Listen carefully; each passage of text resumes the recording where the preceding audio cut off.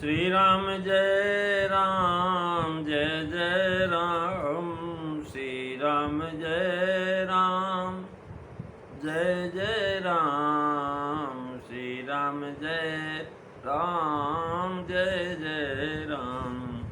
बोलिए सियावर रामचंद्र भगवान की जय, वृंदावन बिहारी लाल की जय, उमापति महादेव की जय, पवन सुत हनुमान की जय। सब संतन की जय, सब भक्तन की जय, सच्चियाँ जोता वाली माता तेरी सदा ही जय। बोल सनातन धर्म की जय, सद्गुरुदेव महाराज की जय। नमो पार्वते पते हर हर महादेव। जय जय सीताराम। आदरणीय विद्वजन, श्रद्धालु देवियों एवं विश्वास भी कथाता हूँ, भगवत सानिध्य में भगवान का दिव्य श्रवण करने के लिए हम लोग उपस्थित हुए हैं। आइए थोड़ी देर भगवान के चरणों में ध्यान लगाते हुए भगवान के कुछ लीला चित्रों का स्मरण करें। पिछली चर्चा में आप श्री रामचरितमानस के बालकांड दोहा नंबर 118 की जो है चौथी चौपाई श्रवण कर रहे थे। आज हम पांचवी चौपाई पर विचार करेंगे। तुलसीदास जी लिखते हैं कि बिन पद चलाई सुनई बिन काना, और कर बिन करम करई विधि नाना। आनन रहित सकल रस भोगी, और बिन बाणी भक्त ताबड़ जोगी। मंगल भवन अमंगल हारी, प्रभु सुदशरथ अजीर बिहारी। श्री राम जय राम जय जय राम, श्री राम जय राम जय जय राम। महाराज यहाँ से भगवान का वर्णन, बिन पद चले सुने बिन काना। भगवान जो है महाराज पाद के देवता है, इसी से पद से वर्णन प्रारंभ किया है। इंद्रिय के बिना इंद्रिय का विषय भोग करते हैं, यह ईश्वर की ईश्वरता है। इंद्रिय के बिना इंद्रियों का विषय नहीं होता महाराज, लेकिन भगवान बिना इंद्रिय के इंद्रियों के विषय को जो महाराज भोगते हैं, इंद्रियों का विषय भी उनमें नहीं है, यह उनकी ईश्वरता है। जैसा आगे कहते हैं कि महिमा जास जाय नहीं बरनी। ये सब जीवों की इंद्रियों और इंद्रियों के विषय के प्रकाशित करते हैं महाराज। विषय करण कर जीव अनेका, और विषय करण सुर जीव अनेका, अधक परम चतुर एक ते एका। अब महाराज आप यहाँ स्वयं इंद्रिय और उसके विषय से रहित हैं भगवान, क्योंकि इंद्रिय और उनके विषय माया। तन बिन परस नयन बिन देखा, ये 10 इंद्रियों के 8 विषय कहा गया है। अश्लील समझ करके महाराज गुदा और लिंग के विषय नहीं कहे गए महाराज। ऐसी भगवान के लौकिक गति कह रहे महाराज, बिना पैर के चलता, बिना आँख के देखता, बिना आनंद के खाता। तो इसका मतलब जितने भी जो है चलने वाले हैं, सबके पैर भगवान की ताकत से चलते हैं। बिना जो है भगवान की ताकत से पैर चलता है। अब यहाँ कह रहे हैं ईश्वर की ईश्वरता इसी में है कि बिना इंद्रिय के भी वो महाराज सब कार्य करता है। महाराज सब भांति अलौकिक करनी, यानी जो है पृथक पृथक चरण करके नेत्र, नासिका और श्रवण आदि को महाराज कहा है, जिसके रूप को महाराज वेद पार नहीं पा सकते, जिनकी महिमा का वर्णन करना असंभव है। कहने का तात्पर्य है कि उनका रूप अनंत है, उनकी महिमा अनंत है। और भाव यह है कि जैसी करनी प्रभु में है कि बिना इंद्रियों के सब कार्य करते हैं, वैसी करनी त्रिलोक में किसी की नहीं। अलौकिकता है भगवान। योगी लोग आज भी ऐसे बहुत से कार्य करके दिखाते हैं, जिन्हें महाराज साधारण मनुष्य महाराज विश्वास नहीं कर पाते। जिसकी प्रकृति जिस वस्तु के विश्वास करने में नहीं होती, वह उस वस्तु का विश्वास नहीं कर सकता। आँख से महाराज पट्टी बांध करके पीठ के द्वारा पुस्तक पढ़ने का कौतुक जिसने देखा है, वह बिना हाथ के ग्रहण करने पर, बिना पैर के चलने पर, बिना आँख के देखने पर, बिना कान के सुनने पर भी अविश्वास नहीं कर सकता। फिर भी जिन कामों को योग्य कर सकते हैं, उन्हें परमेश्वर देखने महाराज जो नित्य योगी है, सर्वदा ऐश्वर्यशाली, तो अवश्य करते हैं। वे बिना पैर के चल सकते हैं, बिना हाथ के पकड़ सकते हैं, बिना कान के सुन सकते हैं, बिना आँख के देख सकते हैं। महाराज इसमें कोई आश्चर्य की बात नहीं, इसी से बड़ योगी कहा, यानी महायोगी कहा। लौकिक करने के वर्णन के लिए तो महाराज शब्द है, अलौकिक पदार्थ के वर्णन के लिए शब्द ही नहीं मिलते। इसलिए जिस महाप्रभु की करनी है सब भांत अलौकिक है, उसकी महिमा वर्णन नहीं की जा सकती। आदि अंत को जा सुन पावा, मति अनुमान निगम यश गावा।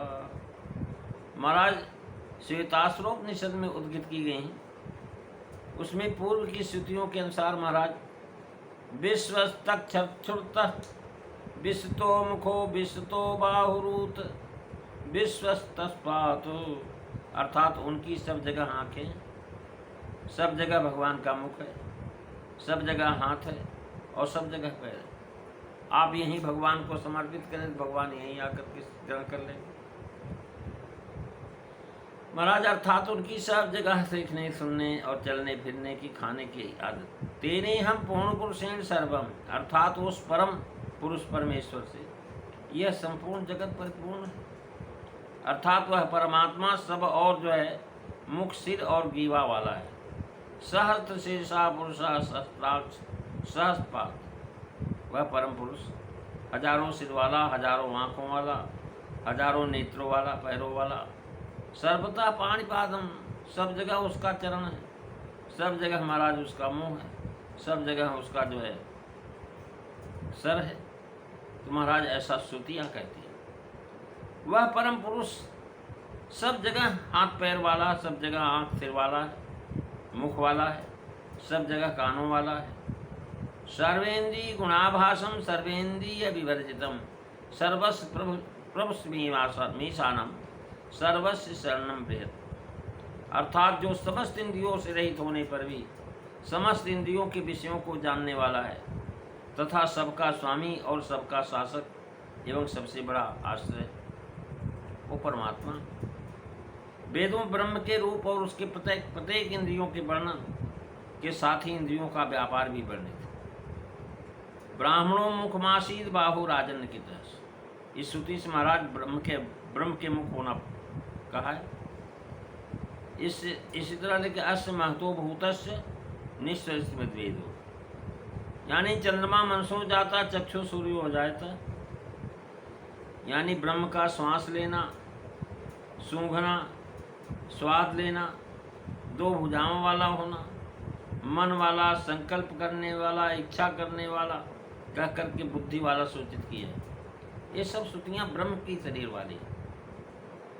अब इस तरह परस्पर विरोधी श्रुतियाँ वेदों ने, और सभी सत्य हैं, देखने सुनने मात्र से इसमें विरोध भाषित होता है। असब भांति लौकिक करनी, पारब्रह्म परमात्मा की अचिंत शक्ति और विरुद्ध धर्माश्रय हैं, एक ही समय में उनके महाराज विरुद्ध धर्मों की लीला होती है। इसी से एक ही साथ सूक्ष्म से असूक्ष्म, महान से भी असूक्ष्म, एक जगह किसी को पैदा हो रहा, कोई यहीं महाराज मित्र को प्राप्त हो रहा।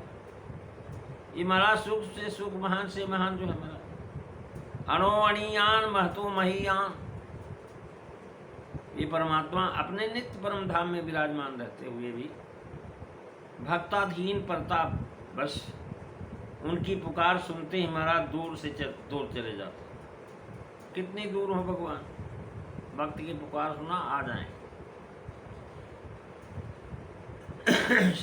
कहते हैं श्यानुवाद सर्वतः, अथवा वे सदा सर्वदा सर्वत्र स्थित हैं। उनकी सर्वव्यापकता ऐसी है कि बैठे भी वहीं हैं, दूर देश में चल के भी वहीं आए, सोते भी वही हैं, दूर देश में जाते आते भी वही। वो सर्वत्र सर्वोपम नित्य अपनी महिमा से स्थित रहते हैं। अलौकिक परमेश्वर का होने पर महाराज संपूर्ण लोकों में स्थित समस्त जीवों के कर्म और विचारों की महाराज ताकत, सब घटनाएं अपनी दिव्य शक्ति द्वारा निरंतर भगवान देखते रहते। देखते रहते, समर्थ है।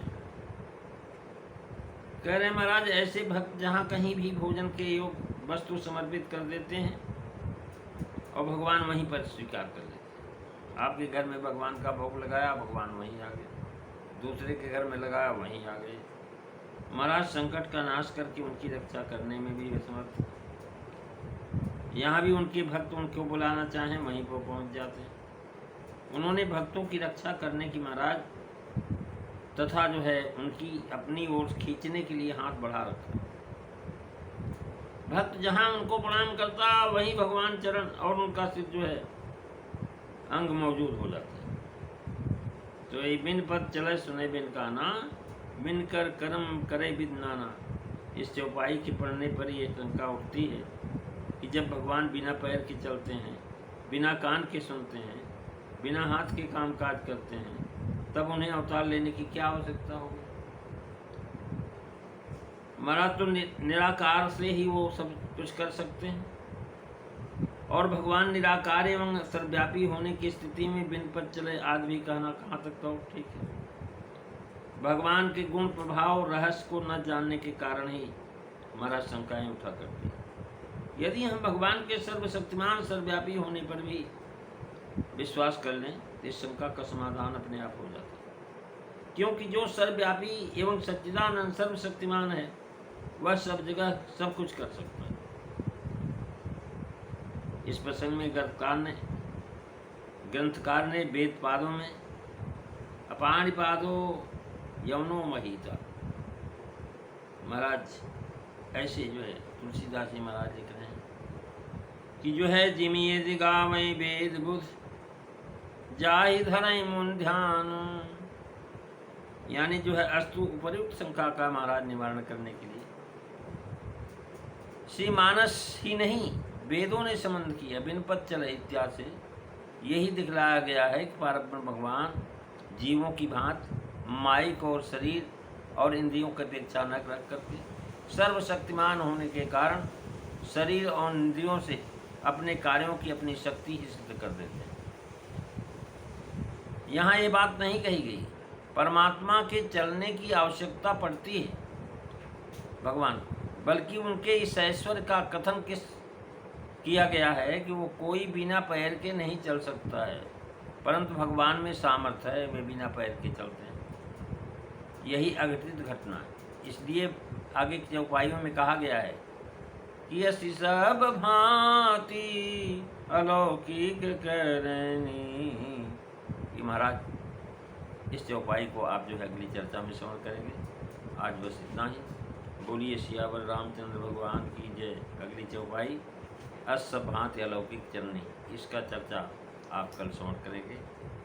श्री राम जय राम जय जय राम, श्री राम जय राम जय जय राम, श्री राम जय राम जय जय राम।